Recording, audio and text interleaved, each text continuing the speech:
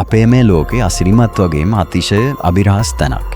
විද්‍යාව කොතරම් දියුණුනත් තාක්ෂණය කොතරම් මිහලට ගියත් අදරත් මේස් බුද්ධියට තේරුම් ගන්න බැරි සිදුවීම් ඕනෑ තරම් මේ ලෝකේ සිද්ධ වෙනවා.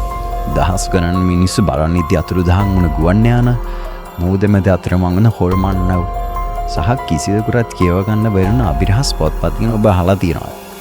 අද අපි මේ වීඩියෝ එකෙන් කතා කරන්නේ ලෝකෙම මවිතයට පත් කරපු අදටත් ඉසඳාගත නැති මහා අභිරහස් තුනක් ගැන. වීඩියෝ එක අවසාන වෙනකම් බලන්න. මොකද අවසාන අභිරහස ඔබේ එක කිලිපොලා යන එකක් වේවි.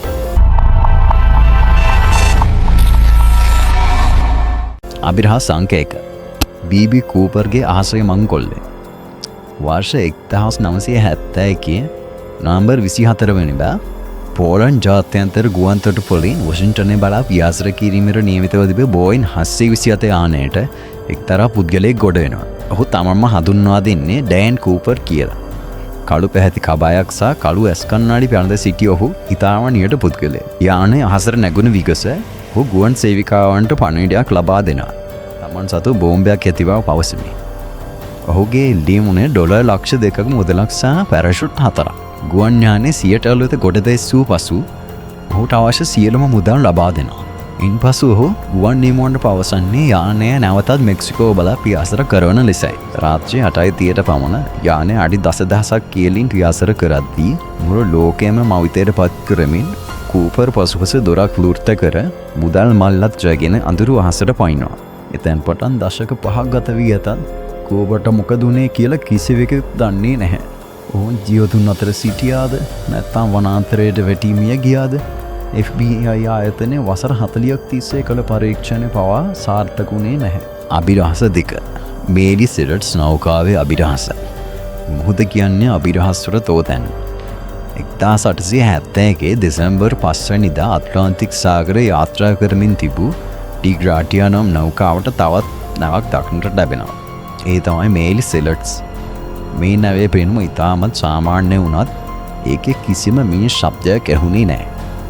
නැවට ගොඩ වුණ පරීක්ෂක කණ්ඩායම දුටුදේ හිතා ගන්නවත් නොහැකි. නැවේ කිසිම මිනිසෙක් සිටියේ නැහැ.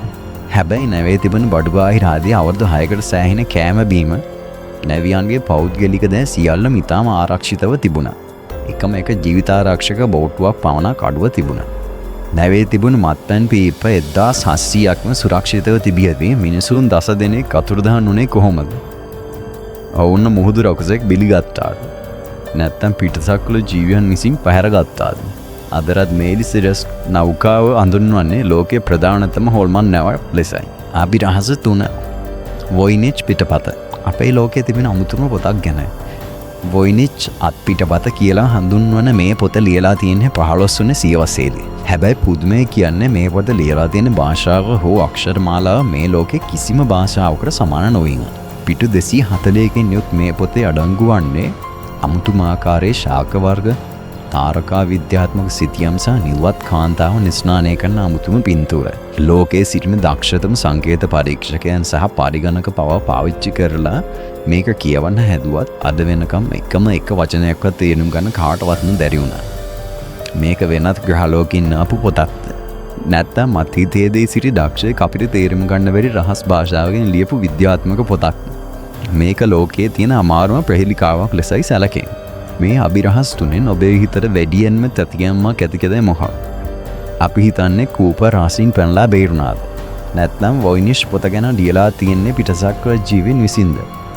ඔබේ අදහස පල්ලෙහාන් කමෙන්ට් කරන්න.